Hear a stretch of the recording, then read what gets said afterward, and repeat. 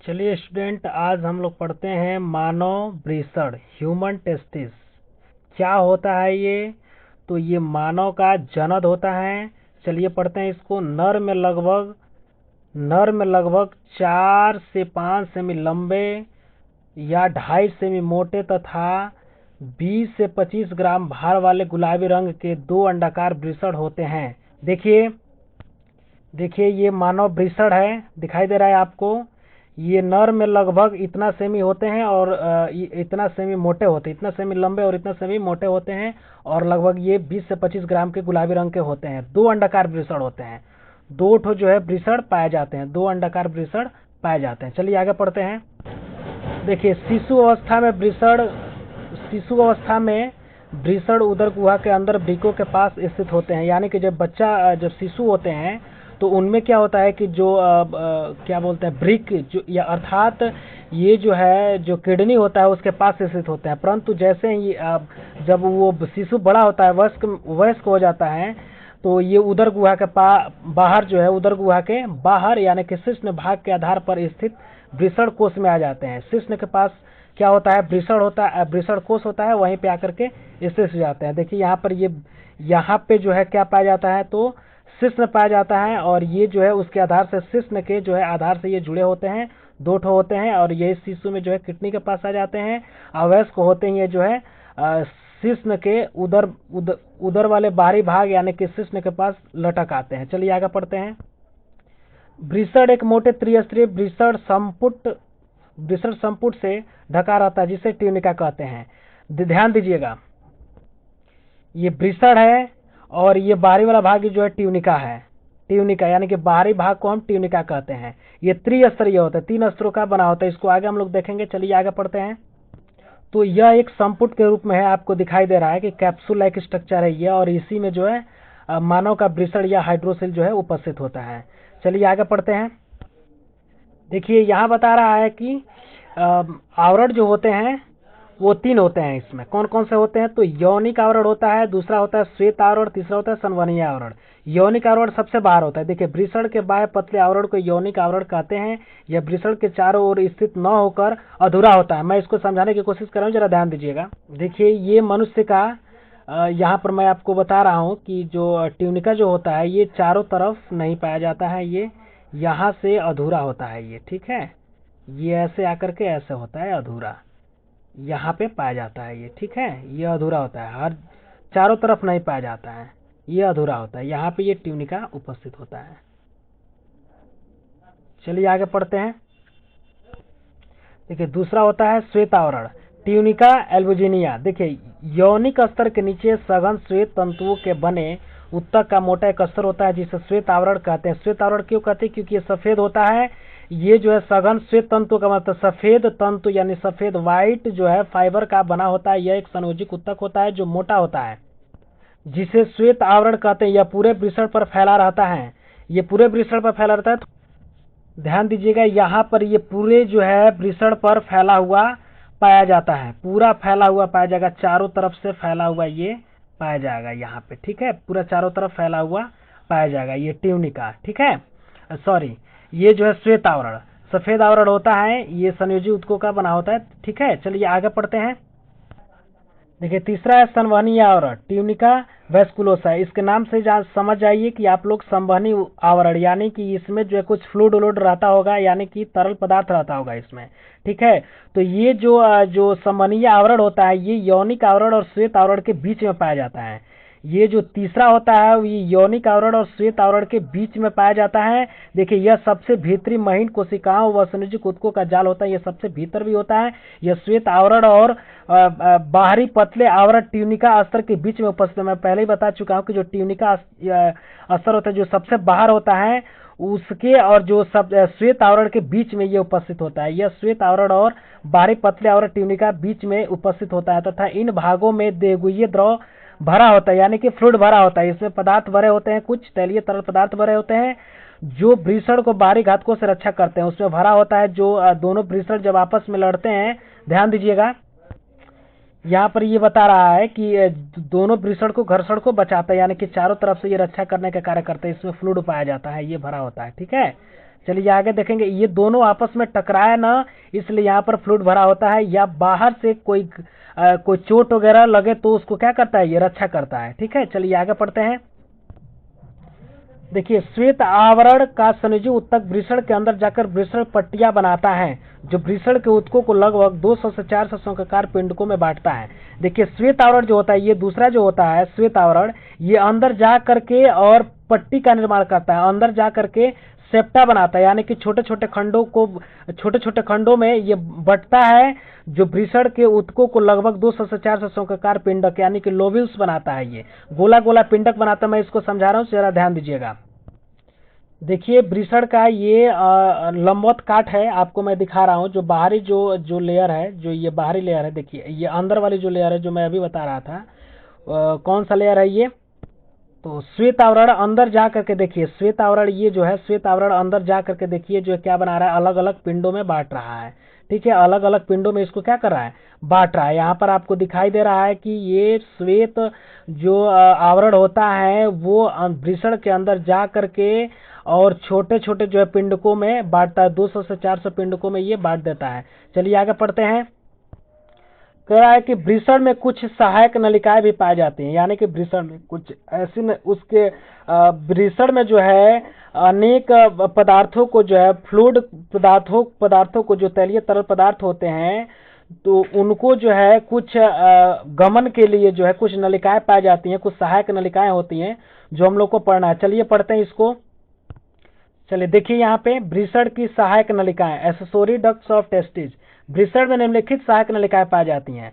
कहने का मतलब ये है कि वृषण में जो पदार्थ होते हैं उसको फ्लो के लिए या संवहन के लिए जो है वृषण में कुछ विशेष करके नलिकाएं पाई जाती हैं। देखिए कौन कौन सी नलिकाएं पाई जाती हैं। शुक्रजन नलिकाएं, वृषण जालक, शुक्रवाहिकाएं या अपवाहक नलिकाएं। तो इन तीनों को जो है हम लोग पढ़ेंगे तब पता चलेगा कि हाँ वास्तव में ये है क्या। तो चलिए पढ़ते हैं इसको। पहला पढ़ते हैं हम लोग शुक्रजन नलिकाएं।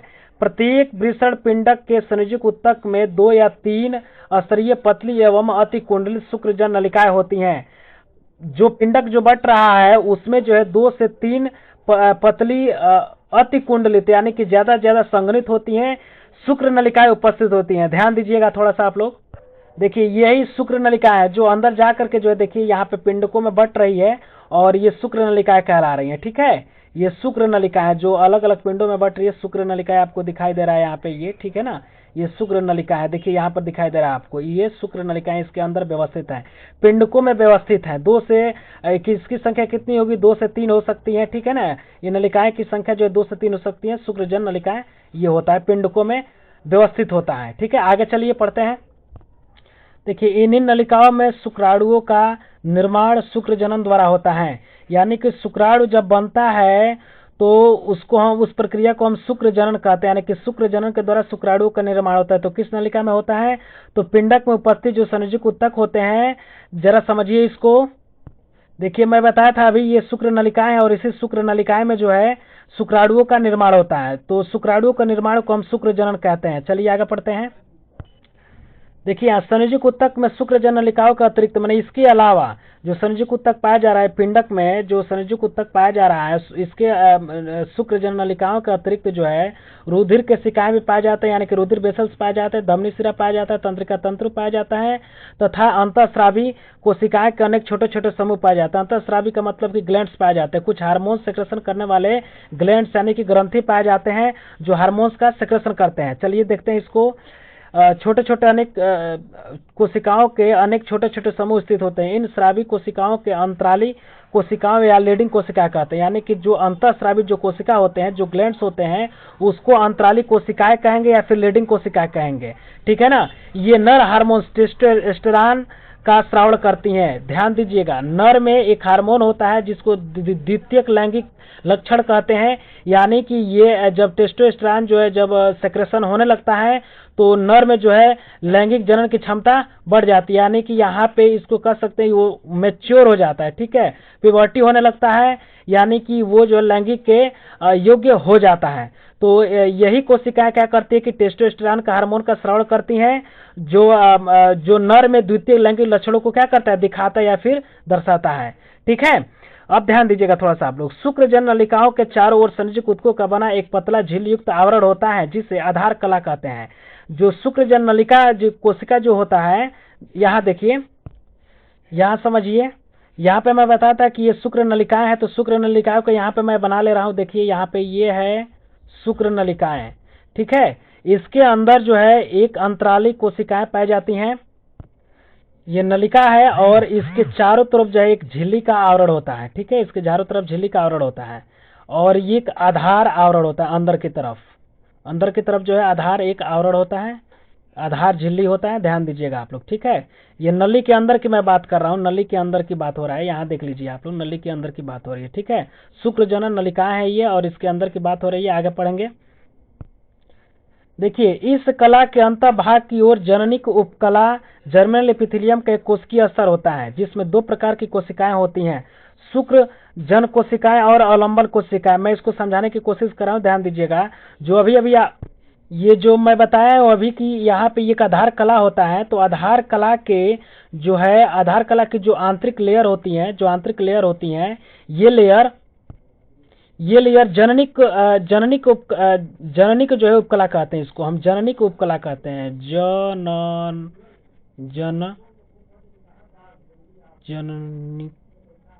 जननिक उपकला कहते हैं, ठीक है। तो जननिक उपकला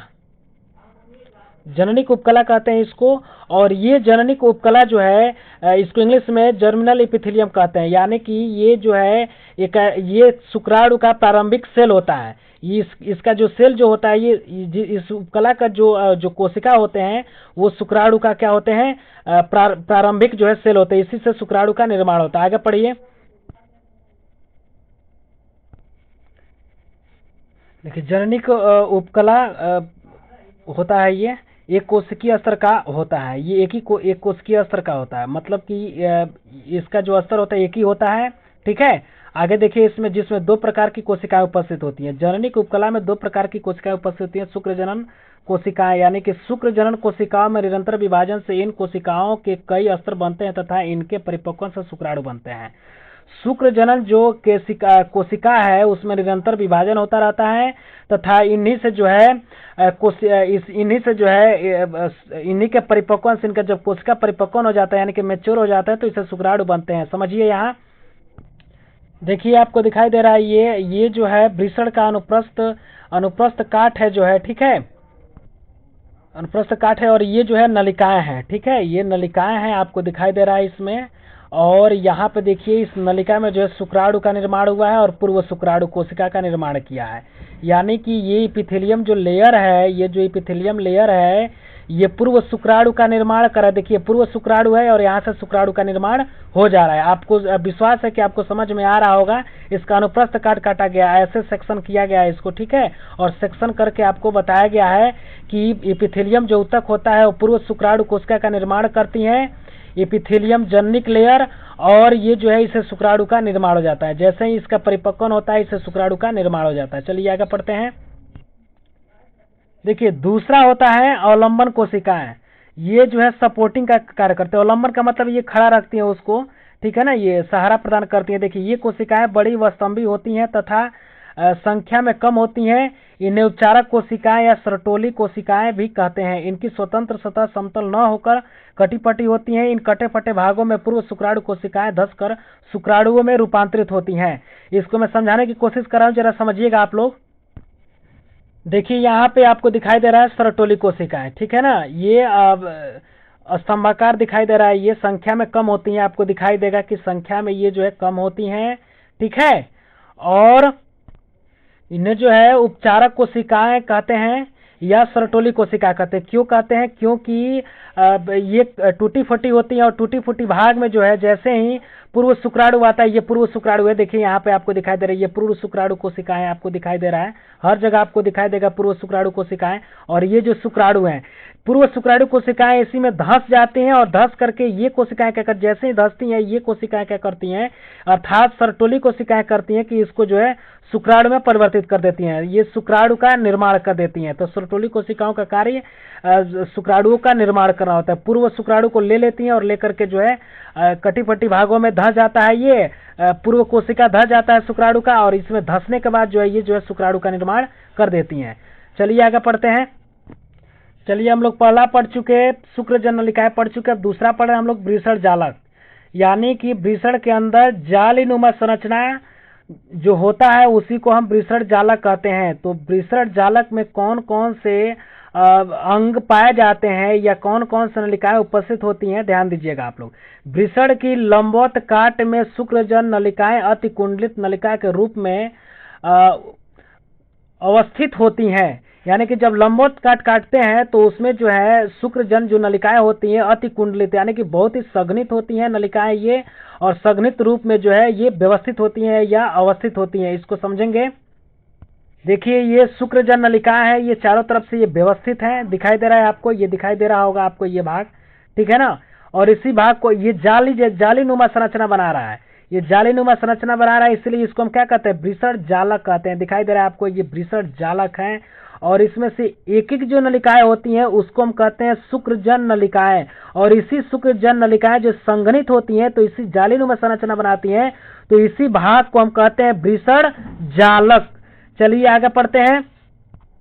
देखिए ये वृषण की सतह से प्रारंभ होकर वृषण के पक्ष भाग के मध्य क्षेत्र की ओर बढ़ती है हुई कम कुंडलित होती हैं, और अंत में यह सीधी होकर इस क्षेत्र में स्थित छोटी छोटी नलिकाओं के रूप में घने जाल के रूप में खुल जाती हैं। इस नलिकाओं के इस जाल को मतलब नलिकाओं के जाल को हम क्या कहते हैं, वृषण जालक कहते हैं। माने इस प्रकार के नलिकाओं को हम क्या कहते हैं, वृषण जालक कहते हैं। चलिए आगे इसको समझते हैं। देखिए यहाँ पे ये जो है ये कुंडलित हो करके और देखिए पीछे की तरफ खुल रही हैं, ये पीछे की तरफ खुल रही हैं, और यहाँ से जाकर के ये मुड़ जा रही हैं, मुड़ करके ये वाहिका में अंदर की तरफ वृषण शिरा की तरफ आगे की तरफ ये बढ़ती हैं, ठीक है। तो इस तरह से ये जो है वृषण जालक क्या करती हैं कि चारों तरफ नहीं अर्धभाग बनाती हैं, ये अर्धभाग बना करके और ये पीछे की तरफ खुल जाती हैं, बट आगे से जो है पीछे की तरफ कम होती हुई जाती है। देखिए दिखाई दे रहा है आगे पीछे के आगे तरफ ज्यादा है यहाँ पे, और पीछे की तरफ कम होती हुई चली जाती हैं और जाकर के ये आगे एक समूह में खुल जाती हैं। चलिए आगे पढ़ते हैं। अब तीसरा पढ़ेंगे, सहायक नलिकाओं में तीसरा पढ़ रहे हैं हम लोग शुक्रवाहिकाएं या अपवाहक नलिकाएं। ये क्या होता है, ध्यान दीजिएगा। इंग्लिश में इसको कहते हैं वैसा इफ्रेंटिया या इफ्रेंसिया कहेंगे इसको। ध्यान दीजिए वृषण जालक से 15 से 20 पतली संवलित नलिकाएं निकलती हैं, जिन्हें शुक्रवाहिकाएं या अपवाहक नलिकाएं कहते हैं। सेम वही कंडीशन है, ध्यान दीजिएगा। देखिए यहाँ वृषण जालक आपको दिखाई दे रहा है, और वृषण जालक जो है पतली पतली जो है देखिए यहाँ देखिए ये भी है और ये भी है, देख रहा है ना। यहाँ पे ये वृषण जालक है, ये 15 से 20 होती हैं, अधिक भी संख्या हो सकती है, कम भी संख्या हो सकती है, ठीक है। और ये आगे जा करके जो है क्या चीज का निर्माण करती है, तो शुक्रवाहिनी का निर्माण कर देती है। शुक्रवाहिनी का निर्माण करते हुए और इस वृषण रज्जु के आगे की तरफ बढ़ती हैं और जा करके ये खुल जाती हैं आगे, ठीक है। तथा ये शुक्रवाहिनी का निर्माण कर देती हैं। ये सारे के सारे जो वृषण जालक जो नलिकाएं हैं ये समूह में होकर के 15 से 20 समूह में होकर के और शुक्रवाहिनी का ये निर्माण कर देती हैं। चलिए आगे पढ़ते हैं। प्रत्येक शुक्रवाहिका वृषण की आंतरिक सतह पर पहुंचकर वृषण नलिका में खुलती हैं, यानी कि जो शुक्रवाहिका है वो जो है कहाँ खुलता है, तो आंतरिक सतह पर पहुंचकर वृषण नलिका में खुल जाता है। वृषण की आंतरिक सतह में खुल करके प्रत्येक शुक्रवाहिका वृषण की आंतरिक सतह पर पहुंचकर अद्य वृषण नलिका में खुलती है। अद्य वृषण नलिका क्या होता है, थोड़ा ध्यान दीजिएगा। देखिए ये अद्य वृषण है, आपको दिखाई दे रहा है, ये अद्य वृषण है, ये इसका पक्ष भाग है और ये जो है शीर्ष भाग है, और ये इसका काय यानी कि बॉडी, ये नलिका है। तो वाहिनियां क्या करती हैं, शुक्रवाहिनी क्या करती हैं कि इससे मिल जाती हैं, ठीक है, और मिल करके जो है वृषण काय का निर्माण कर देती हैं, और ये इसका शीर्ष है। वृषण का बहुत ही महत्व है। हम लोग इस वीडियो के बाद वृषण हम लोग को पढ़ना है। हमें विश्वास है कि आप लोगों को अच्छी तरह से ये वीडियो समझ में आ गया होगा। यदि वीडियो समझ में आ गया है तो हमारे चैनल को सब्सक्राइब करें, कमेंट बॉक्स में जाकर कमेंट करें कि यहाँ समझ में आया कि नहीं आया, या वीडियो कैसा बना है आपको, और लाइक करें। धन्यवाद।